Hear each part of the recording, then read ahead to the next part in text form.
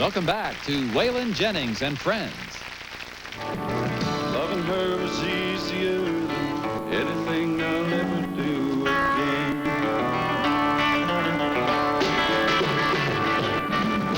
Close together with the feeling that I've never known before. My time. She ain't ashamed to be a woman. She ain't afraid to be a friend. I don't know the answer to the easy way she's opened every door in my mind. But dreaming was as easy as believing it was never gonna end. Loving her was easier than anything I'll ever do again.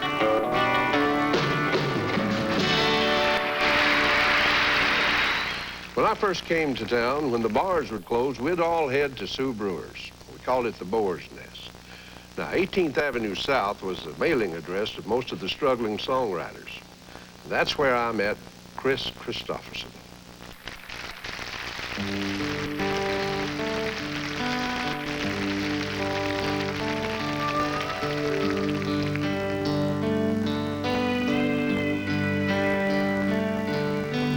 Was it wonderful for you? Was it holy as it was for me? Did you feel the hand of destiny that was guiding us together?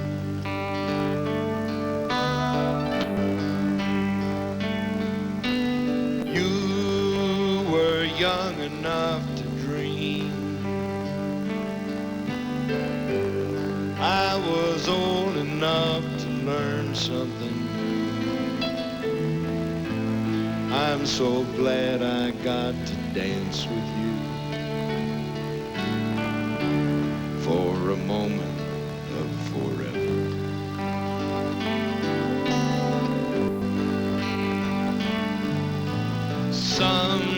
Sometimes when you're crying, you're happy.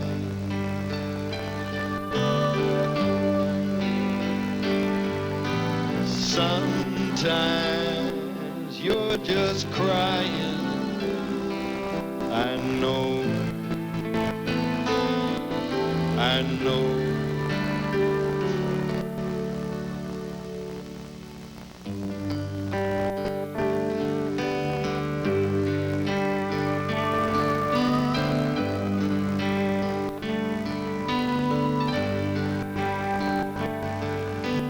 Come, whatever happens now. Ain't it nice to know the dreams still come true? I'm so glad that I was close to you for a moment of forever.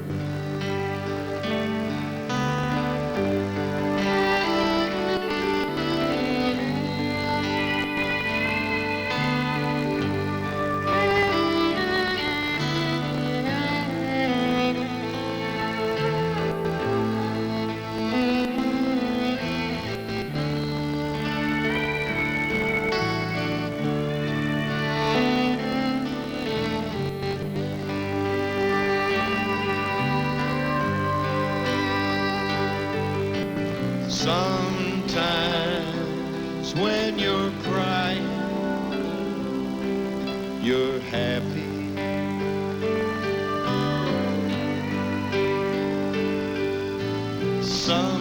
Sometimes you're just crying. I know, I know.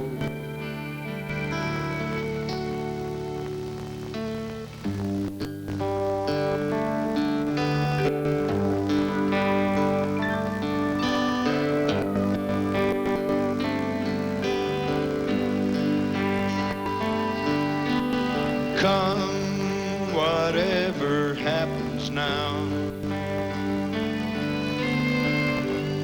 Ain't it nice to know the dreams still come true? I'm so glad that I was close to you for a moment of forever.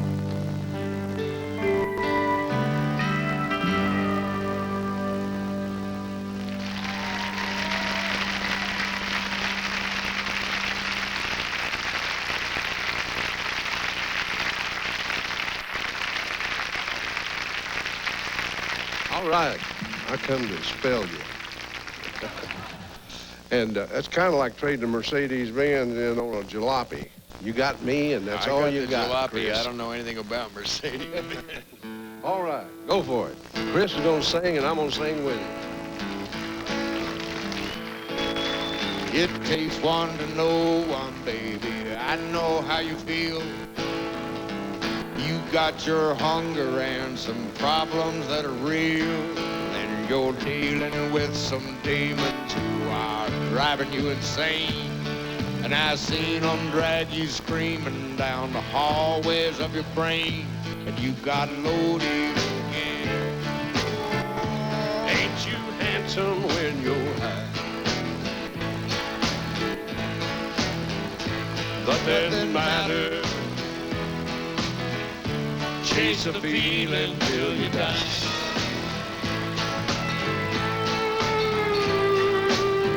Let it right on in now, baby. Let it run your life. Let it run your children off, and let it run your wife. Let it take the joy you love and turn it to despair. You know better, baby. You just don't care. Got loaded again. Oh, ain't you handsome when you're high? Nothing matters. Chase a feeling till you die. Walk and talk.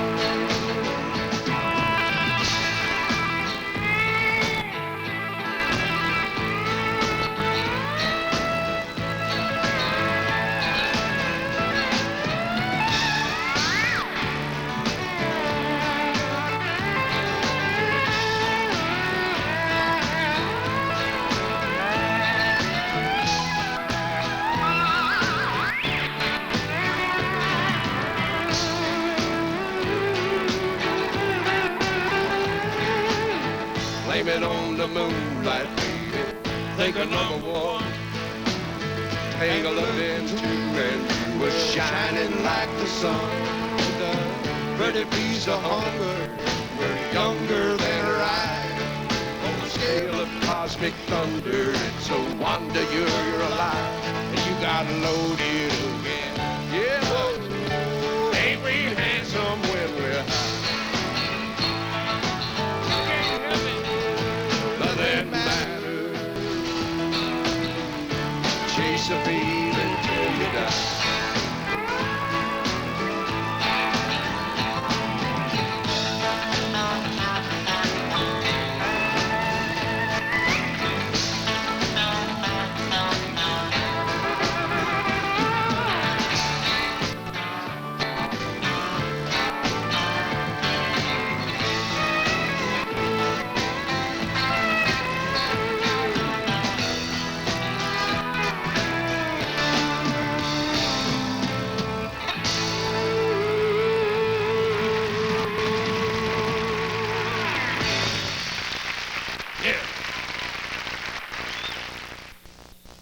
Being here, John, and this angel here, Alison, Kris, and Mark. We're going to do one of Kris's songs. He wrote it. If he'd waited a couple of weeks, I'd have probably wrote it myself. I ain't giving you no credit, not at all. Busted flat in Baton Rouge, heading for the train. Feeling nearly faded as my jeans. Bobby thumbed a diesel down just before it rained. took us all the way to New Orleans. I took my harpoon out of my dirty red bandana. I was blowing sad while Bobby sang the blues. With them windshield wipers slapping time and Bobby clapping hands in mine, we sang up every song that driver knew. Freedom's just another word for nothing left to lose. Nothing ain't worth nothing, but it's free. Feeling good was easy, Lord, when Bobby sang the blues. Feeling good was good enough for me. Good enough for me and Bobby McGee.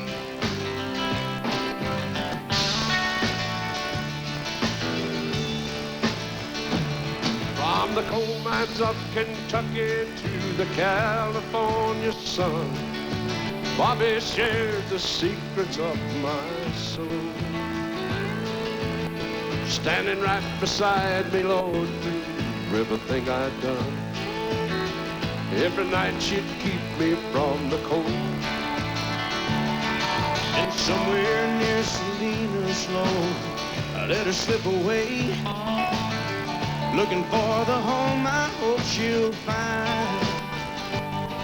And I trade my tomorrows for a single yesterday, holding Bobby's body close to mine.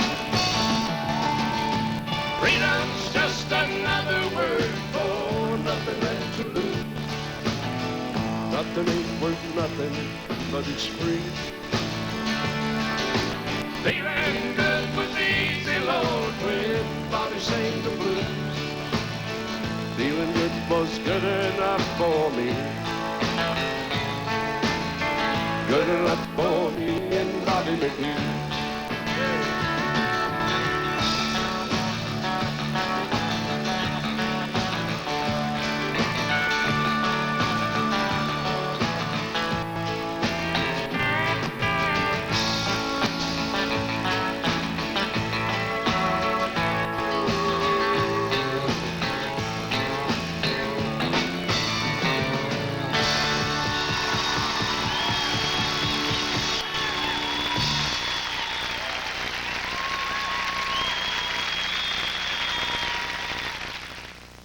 Scenes.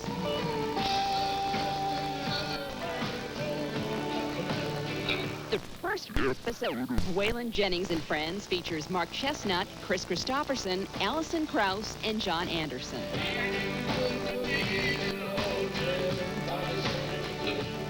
TNN will air 8 shows in all, each personally designed by Waylon himself. I said, I'll do it if you'll let me do it like I want to, and pick the people I want. And I just wished I had more, because there's some more of them that I wish I could have gotten on here. Me and Bobby McGee. Those involved knew it was a special occasion. It was so easy working with these guys. Usually you do a TV show like this, a taping, and it takes all day long. These guys are pros, man. It went so fast. I couldn't believe he calls about the show. When I said what we were doing today to a friend of mine, they said, "Are you a legend?" No, she said it. "Are you a legend?" I said, "No, but the legends will be there." I want to thank everybody for being here, John. Another episode features Travis Tritt and Leroy Parnell. Because he's one of the people that I grew up, I mean, every album the man came out with, I ran down immediately and bought it. Every time he came into town to play a concert, I was immediately there and standing in line to get tickets. And to have an opportunity to get to work with this guy and to call him a friend is just a great honor. I just like being around him. He and I have only gotten really good acquainted through doing this show, and we're going to write some songs together and maybe even record together. And see, that's the good thing about these things, that lots of times they'll come full circle on you. John, the man in black. I've always worn black, too. Of course. This Sunday, he plays Abraham Lincoln in the movie Tad on the Family Channel. Folks, please welcome Kris Kristofferson.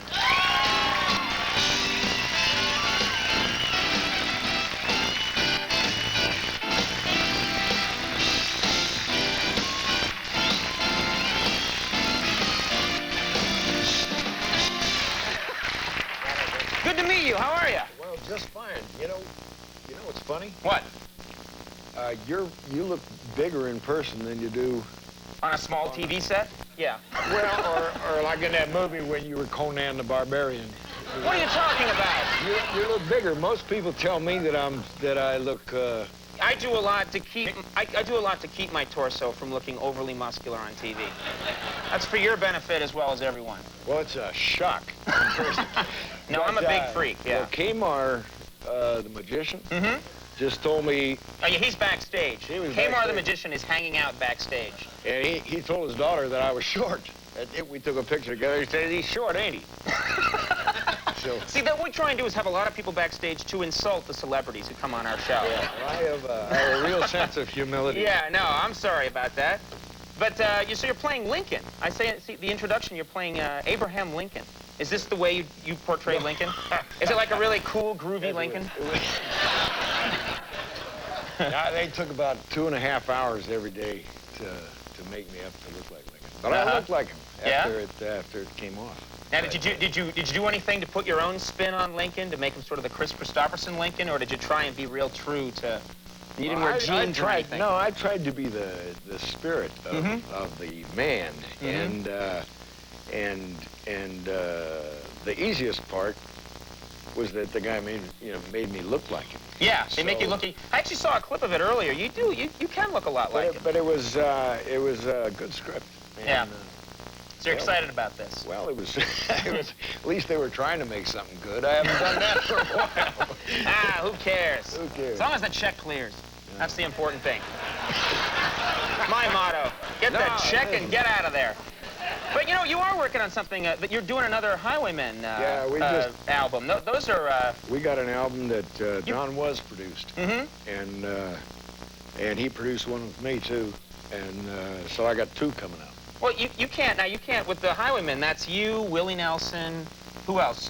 Johnny Cash? And Waylon Jennings. Waylon Jennings. Yeah. That's a great group to get together. It is. Is that, are there egos when they get all you guys together in one room? Do you all break out into a fight or anything, or you get along pretty well? They're the funniest bunch of people I've been around. You know Willie. I mean, he's... Oh, he came on the show. I can't really say I hang with him a lot. No, but... I tried to, but... Well, his bus is a lot of fun to be on. I think his bus. Yeah, it's fun to be on the Willie bus. Yeah. I would love to get on that bus. I would love so much to get on that bus. I've heard stories. I mean, tell us, he has this bus, you guys, when you tour around. What's it like in there? Well, Willie's life is sort of like a Fellini circus. You know? Half the time I feel like what we're going through is one of the first signs of the apocalypse or something. He'll be singing the national anthem at WrestleMania, and there'll be some... He has very strange people around, but all different kinds. Yeah. And he's very funny. Yeah. But the other guys are too, Yeah, but you guys have a good... I know you play golf with Willie. Is that right? Oh, Jesus. Yeah, you guys play golf? Willie plays. See, I can't picture you and Willie in, like, Madras pants and the bright green shirt with a crocodile on it. And... Well, you ought to see him hit the ball. Yeah, he can hit it? Yeah, he looks like a cowboy playing golf, but he hits the ball a mile. He's really, well, he plays every day. He ought to be good. Does he use the bus as like a golf cart on the... I think... drive it from hole to hole? No, but I've seen him drive the golf cart onto the stage. He's so loose, I gotta at least get backstage and change my mind before I go on. He goes right from there. He's like, we gotta get on stage. He's wearing the same shorts. He doesn't care what he looks like. I've seen him more. I saw him put a pair of pantyhose on his head one time that somebody threw on the stage. Right. Well, he's established now. I mean, Willie Nelson fans aren't going to leave if they're, hey, he's not wearing a tie. What's going on? I want out of here. Yeah, I mean, he's a long way from not wearing a tie to a pair of pantyhose on your head. I don't know. It's just a small step, I think. Yeah, well, it could be. And I think it was one of the first wrong ones we took. I think that's a look that's going to sweep the nation. Now, I did want to ask you, I know you've done so many things. You've starred in movies, you've sung your own songs, but you consider yourself primarily a songwriter more than a singer of songs. Is that right? I probably wouldn't be doing any of it if I wasn't a songwriter. Because I went from writing my own songs to performing them, and then I got a shot at making movies. And just have been doing it ever since. Well, was that a hard transition to make? Because you said, I've heard you say you didn't think you had a great voice. Well, you didn't used to think, you didn't really like your voice at first. I like my voice better than Willie likes my voice. Really? Willie thinks I'm the worst singer that, I mean, he can't, Bob Dylan said, boy, you made me sound good on a duet they did. And Bob Dylan is giving you a hard time about singing? No, Bob Dylan said to Willie, you made me sound good on this thing. And Willie and Willie said, well, no, somebody said, but you make everybody sound good. And Willie said, but I don't make Kris sound good. He came out on stage one time. I was opening for him, and I was losing my voice. I said, I'm so glad to see you. I'm losing my voice. He said, how could you tell? And then we got a person backstage telling you you're short just before you go on. That's, yeah, well, that's a nice combination of... You gotta, I drank a lot in order to get over the fright. Oh, really? Over the stage fright? You drank a lot? Well, when you've got different things like this chipping away at your own image of yourself, your best friends and everything. Yeah. And that was what you took to overcome the stage fright. Well, when I started out. When you started out. Thank God, you finally, if you live long enough, you figure out that you couldn't still be doing something if you weren't sort of good at it, you know? Right. So there's no point in being afraid of it. Yeah. And I really enjoy my work now. Really? You having a good time? I'm having a great time. Do you prefer the acting, or do you like it all? I mean, do you like it all equally? I like it all. I started out as a writer, and I'll probably end as one. But through that, I got into performing, and I find that's as satisfying. Yeah, I heard a story about you actually that was that you started out playing in the Village. You did just a couple of shows in the Village, and then you went right to a huge stadium show that was in England. The Isle of Wight. What? The Isle of Wight, which was how many people?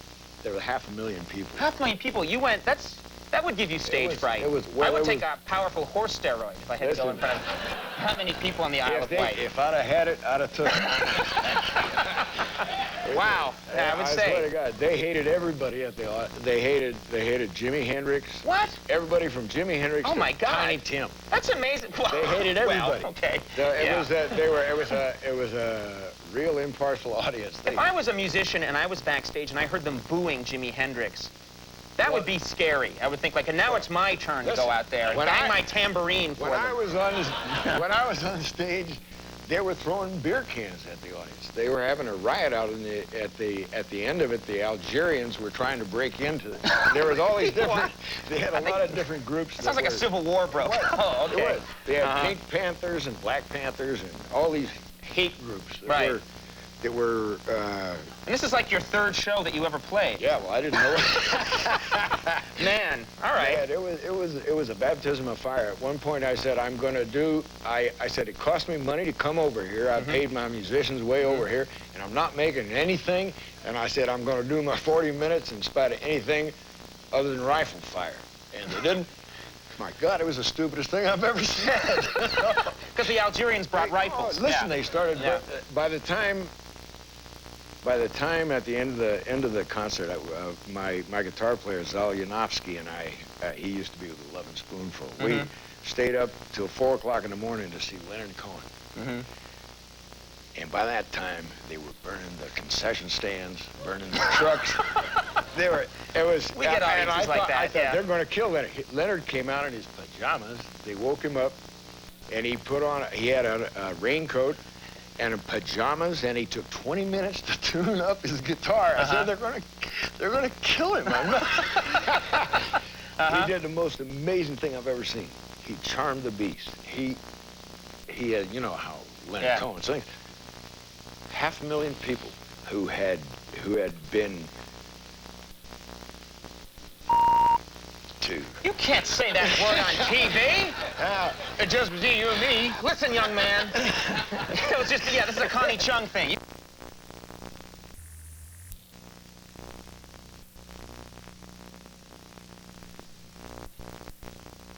Who had been too. You can't say that word on TV. It just was you and me. Listen, young man. It was just, yeah, this is a Connie Chung thing. You can just tell me. But he won him over. All right, well, Kris, we're going to have to go. But the show, it's Tad premieres Sunday night at 7 on the Family Channel. Yeah. And, you know, people should check that out. It was really nice to meet you. Yeah, Thanks very much for coming.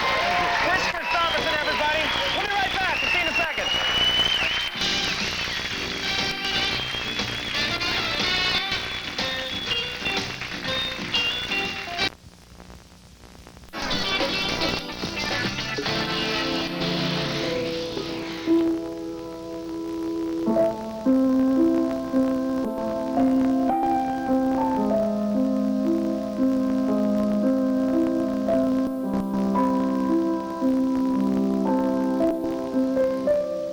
See, you won't find a kiss like that in Dumb and Dumber. That was Rhodes Scholar Kris Kristofferson a few years back in the remake of A Star is Born. This Sunday night, he stretches, literally, to play 6'4" Abe Lincoln in a movie called Tad, a Family Channel movie about Lincoln and his 7-year-old son. Kris Kristofferson, good to have you here on Live at 5. Good to be on here. Before we get to Tad, when you look back at that clip we just ran, does that seem like 19 years ago? I'll tell you what, it felt good looking at it. It was a nice memory anyway. I think you had a that gold... 19 years ago? I think it was in 1976, Jeez. Wasn't it? Yeah, it wasn't quite as gray then.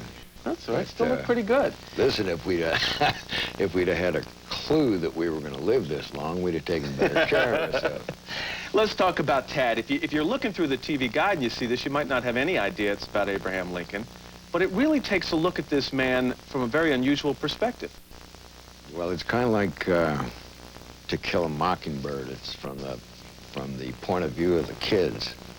And it was a nice window into the man's soul to see his relationship with children, which was remarkable from all the accounts that I read. They treat him like an old shaggy dog. They said that they were used to, you know, and they trusted.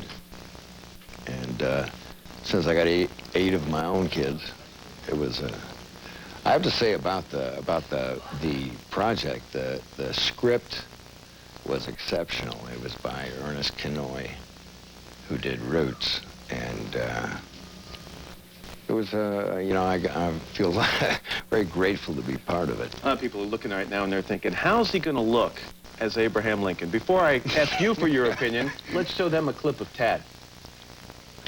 Miss Taft, this is Colonel Elmer Ellsworth. The colonel came from Illinois with us. Elmer, this is Miss Julia Taft. An honor, Colonel Ellsworth. Enchanted, Miss Taft. Here comes Mr. Nikolai. I trust General Scott's artillery are better at distinguishing friend from foe. General Scott is here, sir. They have fired on Fort Sumter. Pa? You want to turn fire on the cannon? Maybe later, Teddy. It's a difficult role, I would imagine, because there probably isn't an American above the age of 10 who couldn't close his or her eyes and draw you almost a picture of what Abraham Lincoln looks like. You've got to become that guy. Yeah, well, a lot of people have done it. And I think my model was Pee Wee Herman in Pee Wee's Big Adventure. What a great inspiration. Yeah. No, you know who really probably was the guy that I went to the most, was the guy that I did when I was a bachelor father for a while, was Atticus Finch in To Kill a Mockingbird. Gregory Peck, to me, had the soul of Abe Lincoln in that play.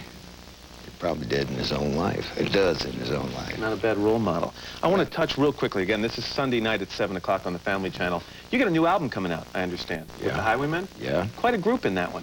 Yeah, that's Willie and Waylon and Johnny Cash. When you guys get together to record, is it just one big shindig? I mean, do you get a lot of work done? Can you be... Well, Don Was produced this one, and it was really a great album. It was, everybody was on their best behavior. It's a little hard to get one of us in the same room at the same time, but to get all four of us in there trying not to do anything destructive, you know, a lot of us have made a living being independent and destructive, and Don kept it under wraps. He's one of the good people in the music business. And deserves a lot of credit. That's the Highwaymen. This is Tad, Sunday night on the Family Channel. Abe Lincoln, good to see you. Believe it or not. Pleasure, Chris. Sue? All right, gentlemen, thank you. That's it for... Family Channel presents the movie Tad, based on Lincoln's relationship with his young son. Tad features Kris Kristofferson as Lincoln, and we'd like to give you a sneak preview. This is the famous Lincoln Center in New York City. And tonight it's the site of a special film screening about the life of Abraham Lincoln. The movie is a Family Channel world premiere called Tad, about Lincoln's presidential years as told from the perspective of his fun-loving 7-year-old son Tad. Kris Kristofferson stars as Abraham Lincoln, Jane Curtin as Mary Todd Lincoln, and Bug Hall as the mischievous Tad. I can remember the first time I ever left a home behind me. Suppose I was about your size. My pa, he had the same name as you, Thomas. Did they call him Ted too? No, just Tom. How come I'm not just Tom? Well, when you were a baby, you looked as small as one of the tadpoles I'd catch in the creek. And I guess it just stuck. Kris Kristofferson was on hand at the New York screening where he talked about the family values embodied in this film. I like the fact that I did a film that my kids like to watch. You know, they watch Tad, of all things, over and over again. Before I saw any of the advanced publicity about Tad, I could never have imagined you as Abraham Lincoln. I know, I can easily understand that. Well, I read that you had some of the same doubts about taking the role. I thought it was a pretty bizarre idea, since I had about a week, maybe 2, to get ready for it. And I told them if I'd had more time, I'd have got taller and thinner. But it was such a good script that I hated to pass up the opportunity. And the opportunity to do somebody like Lincoln without doing it in one of these dry, old historical pieces, it's like to kill a mockingbird. It's told from the point of view of the children. Now, you're a family man yourself. You have 5 young children living with you now. Did it help you? Did you draw from that experience as a father to connect with the character of Lincoln as a father? Well, I could really relate to the descriptions of him as they said that children were very secure around him, that they trusted him and climbed all over him like an old dog, you know, and I feel I have the same relationship with my kids. Now, I read that you don't like to stay away from home more than, let's say, about 3 weeks at a time, if you can help it. I live in a garden out in Hana in Maui, and my kids go to school barefoot if they want to, and I got a house full of love, and it's mine, and a community full of people who, it's almost like going back to when I was a little kid in Brownsville, Texas, you know, where people know everybody in town. And a kid grows up differently when everybody in town knows his name and going to tell on him if he does something wrong. In your research for the part, was there anything you found out about Lincoln that surprised you? I wouldn't say surprised, because I thought a lot of him already. But the more that I found out about him, not only did I respect him more, but I had more affection for him, because he was a genuinely humble man who believed in his duty to serve his fellow man. To be as fair and to be as wise and as level as Lincoln was is a great thing for, it's a great thing for a father to pick up those type of vibrations, you know, and it puts me on better behavior around the house. Tonight's movie is very important because we believe in the power of families in our country and throughout the world. And we figured what better way to celebrate the power of family than to talk about probably one of the greatest patriarchs in the history of our country, and that's Abraham Lincoln. What better way indeed to celebrate that same power with your own family by watching Tad on Lincoln's birthday, Sunday, February 12th at 7 p.m. on the Family Channel. That's nice. Family Channel, International Family, of which I am chairman, is making movies. Excellent. Good Excellent. movies. And good movies. Good movies. That Chris has done a nice job. He's a terrific guy. And I'm just historically accurate in every detail. I can't promise. Now, it was shot in Virginia. It was shot in Petersburg and Richmond, Virginia. That's where and of course, Lincoln was from out in Illinois. We didn't go to Illinois. We shot it. He's more historic, some of those cities, but a little something for the burgeoning film industry in the Old Dominion. What do you have? Questions? Little kid trying to sneak into the studio. I was the janitor over at the Columbia Recording Studios, and she was doing a session down there, I believe with Owen Bradley, and but I almost threw her out of it. I was in charge of the security. Kris Kristofferson, back on Music City tonight with our tribute. A member of Chris's band, Donnie Fritts, was approached by an independent label to make an album. He asked his former road buddies to join him on his new journey.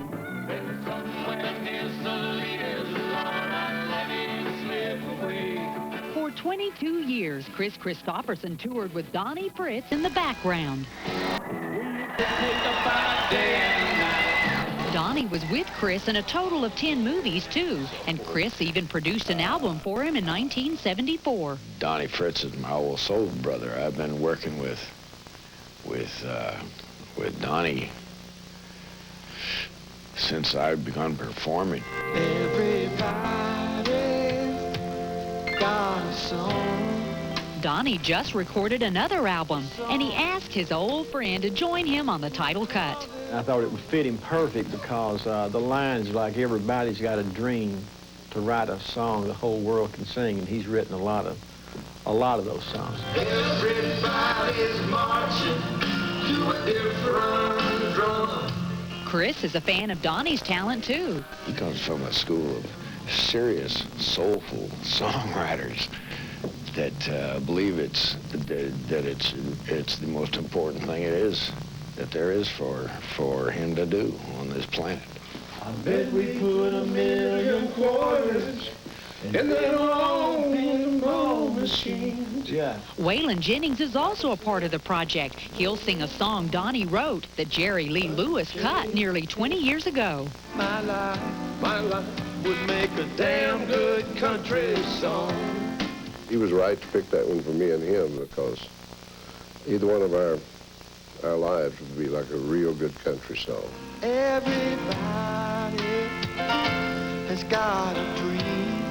Donnie's longtime buddies are glad to see his life turn out to be a song with a happy ending. We come to depend on each other like brothers, and it was a nice relationship, one of the good ones I've had on the planet in my 58 years.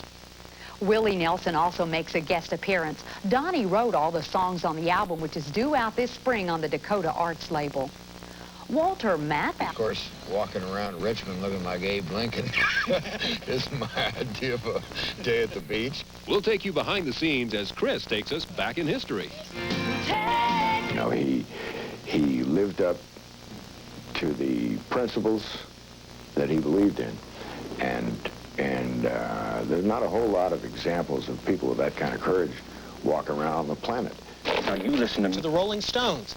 Don is one of the hottest producers in the record business. Dennis Michael takes us behind the scenes. And it's harder to matter at all when it's all coming down. It's another day's work in Don Was recording studio, overseeing the vocals for Kris Kristofferson's next album. He is by no means the only legendary musician that's been in this studio. Don Was helped Bonnie Raitt win a fistful of Grammys with Luck of the Draw. He's produced records for Bob Dylan, Willie Nelson, Ringo Starr, the late Roy Orbison, and Elton John, among many others. He has a way of making people bring something to the party, make people want to contribute and be creative. And you usually end up with a good product when that happens. Which raises that long-standing question in the recording business: what is it that a record producer actually does? Don Was says there is no one answer to that question. With every artist, that's a completely different process. It may, in some cases, it may mean writing all the songs, playing all the instruments and going line by line, telling someone how to sing a song. In other cases, it may mean, knowing when to go and get chicken sandwiches for everyone and lay back and let them do what they do. Don Was's long list of artists now includes the Rolling Stones. The producer recently finished work producing the band's next album. He says it's great when your childhood heroes live up to your expectations. I think they're playing great. I think Mick Jagger's singing, he's just, the way this guy's voice leaps off the tape is just a phenomenal thing. He's just such a communicative frontman, and a really, I just think everyone gave great performances and they wrote great songs. From the bombing over Baghdad to the burning down at Waco. Hanging out with all this talent is getting Don Was to reconsider returning to his own recording for the first time since his work with his band Was Not Was. The artist is the one who goes up in the balloon and tries to get struck by lightning. And you're the one who's holding the tether to the ground, making sure they don't end up on the moon someplace. And that's quite a different role than when you're the artist. But watching the greats do it is inspirational, just seeing how singers like maybe, how Willie Nelson or Bonnie Raitt approach a song, that fuels me, man. That makes me want to go in there and write songs and When I was feeling blue. Juice Newton came in and did a duet with me and did so he's had a music career and been out, gone, left home, kind of left family and everything, gone for 10 years. Family all dies. My brother mysteriously turns up dead. I come home to dispose of the family farm, basically is my intent, and I end up solving the murder and getting my old girl back. The golden light seemed to shine on you alone. His co-star in A Place to Grow is Kris Kristofferson's daughter, Tracy. She and Gary attended the film's Midwest premiere last Friday. Was it as much fun as you thought going in? Actually, it was more fun. I'd done television before, and that's a lot more hurry up and wait. And we shot this movie fairly quickly. It's about 7 weeks. It was a lot of hard work, and I prefer that.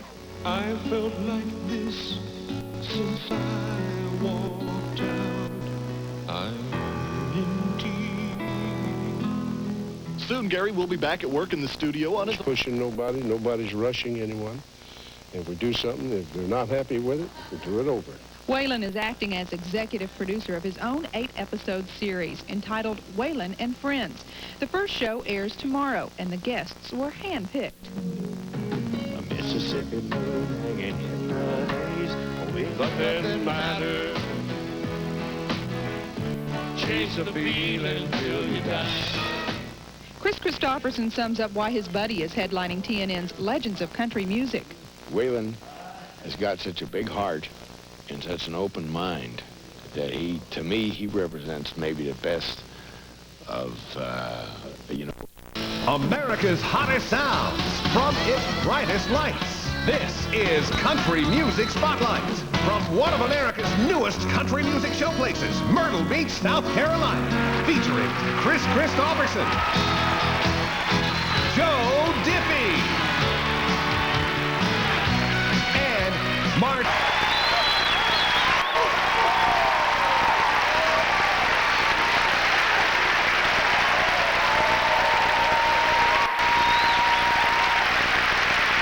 Country Music Spotlight will be back from the Carolina Opry in just a moment. Once again, here he is, Kris Kristofferson. Here's a song goes out especially for the Vietnam vets. And anyone else who can identify it.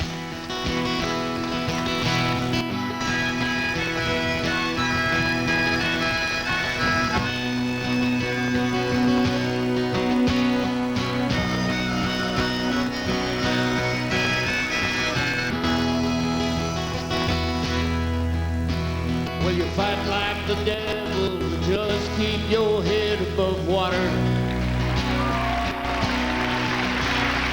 Chained to whatever you got that you can't throw away. And you're shooting through space on this river of life that you're riding. It's swirling and sucking you deeper on down every day. So you turn to your trusty old partner to share some old feeling. And you find to your shock that your faithful companion is gone. Singing Holy Toledo, I can't see the light anymore. I think Hank Williams said that. All those horizons that I used to guide me are gone. The darkness is driving me farther away from the shore. Throw me a rhyme or a reason to try to go on. Come on, Danny. Throw me a line.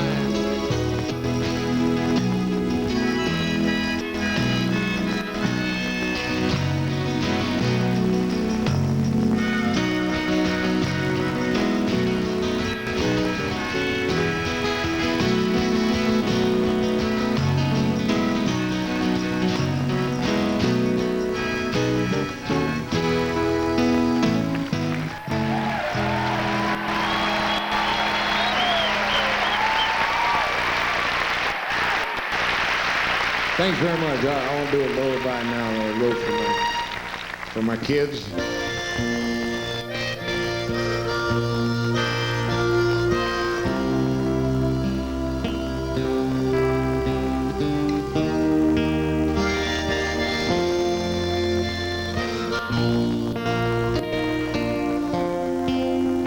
You gave me back my soul again by showing me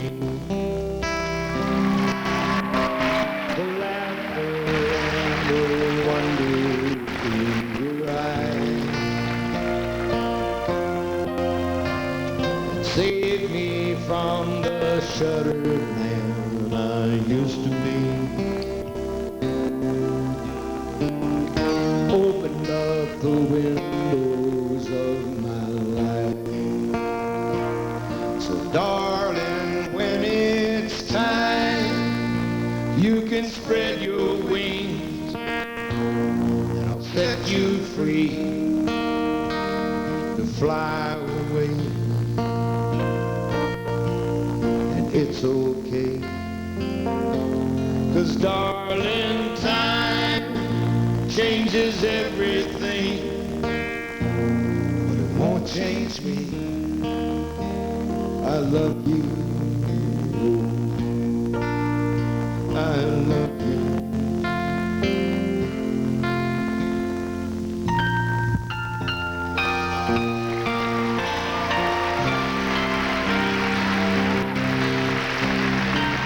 Thank you very much.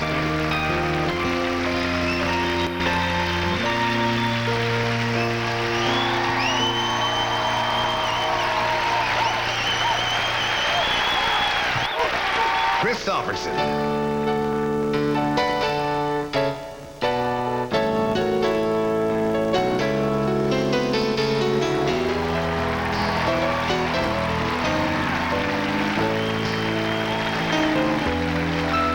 Why me, Lord? What have I ever done to deserve even one of the pleasures I've known?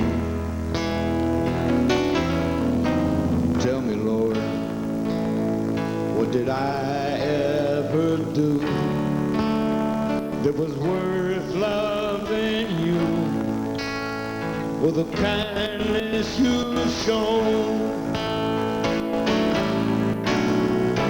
Lord, help me, Jesus, I'm wasted.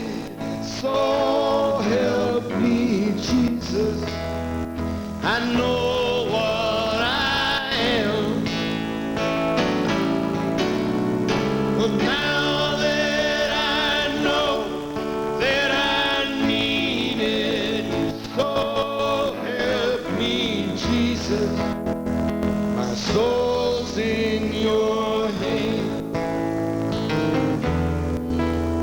Try me, Lord.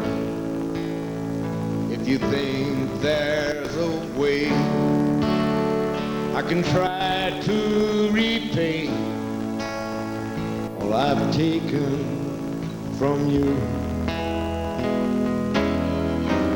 Maybe, Lord, I can show someone else what I go through myself on my way back to you.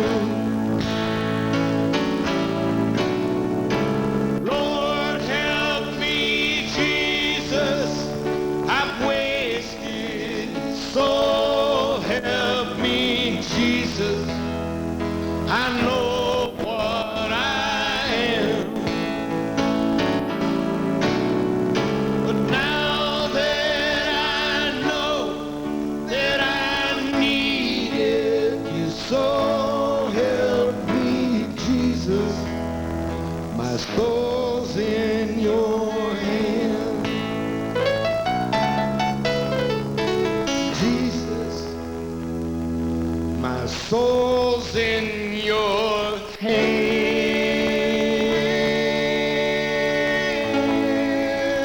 God bless you. God bless you. He continues with our look at the life of Willie Nelson. When the evening sun goes down, you're gonna find me